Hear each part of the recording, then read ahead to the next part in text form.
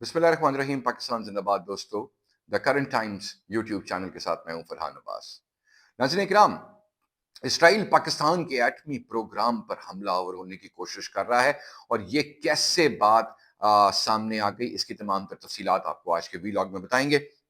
आपको आज के व्लॉग में ये भी बताएंगे जो चाबहार बंदरगाह बंद हो गई है और पाकिस्तान को इसका कितना फायदा है और भारत को इसका क्या नुकसान है, ये भी आज की तफसील व्लॉग का हिस्सा है। व्लॉग शुरू करने से पहले आपसे रिक्वेस्ट है कि चैनल को सब्सक्राइब कीजिएगा और बेल आइकन दबाना मत भूलिएगा।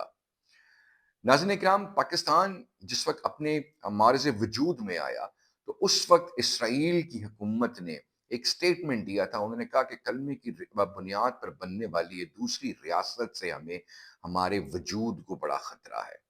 जी, 1947 की ये बात थी, लेकिन वो बात वो लेकर चलते रहे और आहिस्ता-आहिस्ता पाकिस्तान के खिलाफ इंडिया को इस्तेमाल करके, इंडिया के साथ अपने ताने-बाने जोड़कर वो पाकिस्तान के अगेंस्ट हमेशा हर महाज पर सफ आरा रहे।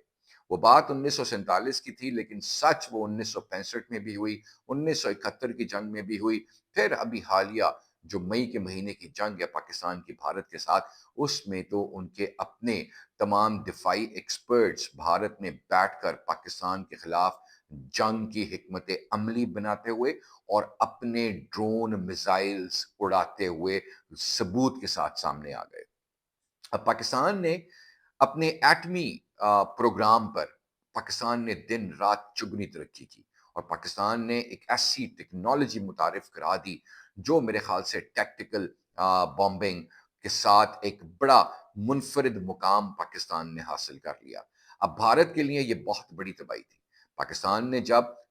एटमी धमाके किए थे तो उस वक्त इसराइल के बड़े कंसर्न्स थे कि इसराइल ने उस वक्त ये कह दिया था कि जनाब, पाकिस्तान ने ये टेक्नोलॉजी हमारे लिए इस्तेमाल की है। तो शायद कि उस वक्त के शवाहिद हैं इस बात के कि उस वक्त की हुकूमत ने अमेरिका के तवसत से ये पैगाम इसराइल की गवर्नमेंट को ज़रूर पहुंचाया था कि जनाब, हमारा बेसिकली एटमी जो प्रोग्राम है वो हमारा इंडिया सेंट्रिक है, क्योंकि वो हमारा, आपको पता है, उनके साथ हमारी दुश्मनी है, लड़ाई है, जंग है उनके साथ हमारी, और फितरी एक्चुअली एक जंग है उनकी हमारी। और अगर उन्होंने धमाके कर लिए थे तो हमारा धमाका करना लाजमी था। तो इसलिए ये एटमी प्रोग्राम जो है वो हमारा सिर्फ इंडिया की हद तक ही महदूद है। लेकिन इसराइल ये बात मानने को तैयार नहीं हुआ। इसराइल गाहे बगाहे पाकिस्तान के एटमी प्रोग्राम को रोल बैक करने की कोशिश करता रहा। वो ज़िया उल हक साहब के दौर में था, वो परवेज मुशर्रफ साहब के दौर में था। और फिर इसराइल ने एक बड़ी भरपूर किस्म की कैंपेन पाकिस्तान में 2008 में शुरू की, जब तालिबानाइजेशन जो है वो अफगानिस्तान में और पाकिस्तान के अंदर बड़ी एक्टिवली मूव कर रही थी और पाकिस्तान एक बड़ी शदीद किस्म की दहशतगर्दी का शिकार हो चुका था। तो एक पाकिस्तानी सहाफ़ी की मुलाकात अमेरिका में, न्यूयॉर्क टाइम्स के वो मुलाजिम थे, उनकी मुलाकात नेतन्याहू से हुई और नेतन्याहू उस वक्त एक प्रेजेंटेशन उनको देने के लिए आया।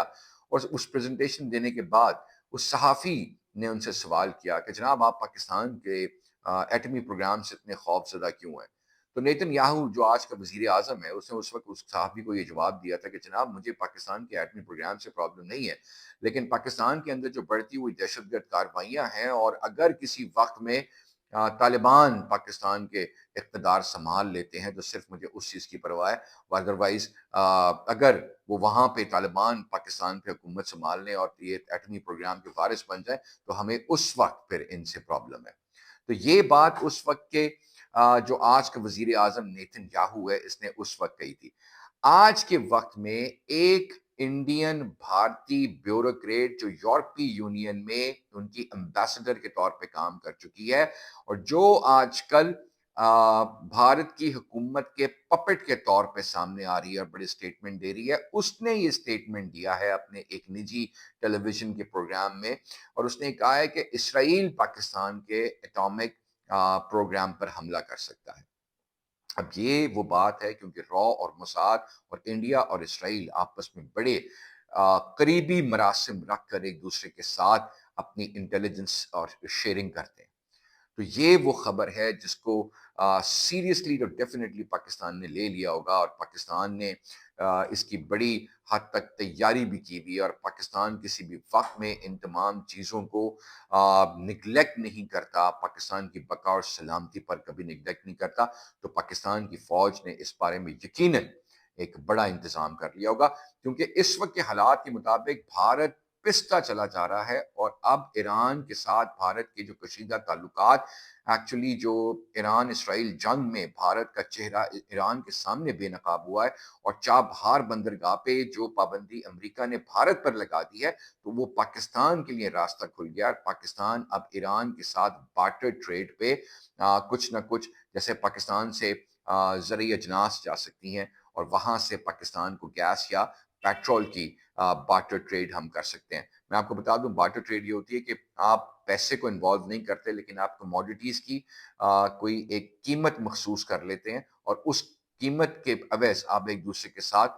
کموڈیٹیز کو ایکسچینج کر لیتے ہیں، اس کو بارٹر کہتے ہیں۔ تو ایران کے ساتھ تجارتی پابندیاں تو ان کے اوپر ہیں، اقتصادی پابندیاں تو ان کے اوپر ہیں، اور وہ پیسے کی تجارت آپ اس کے ساتھ نہیں کر سکتے، لیکن ہاں بارٹر میں آپ ان کے ساتھ ٹریڈ کر سکتے ہیں۔ تو پاکستان کے لیے ایک یہ بھی بڑی جیت ہے، اور بھارت کو اس شکست پہ بھی محاذ پر بھی شکست کا سامنا ہے، اور بڑی ذلت ہے۔ ناظرین، میں آپ کو بتاؤں کہ بھارتی وزیر اعظم نریندر مودی کو اس وقت بھارت میں شدید ذلت ہے، اور جو جنرل عاصم منیر صاحب تو ایک اور ہمارے جو ایئر چیف ہیں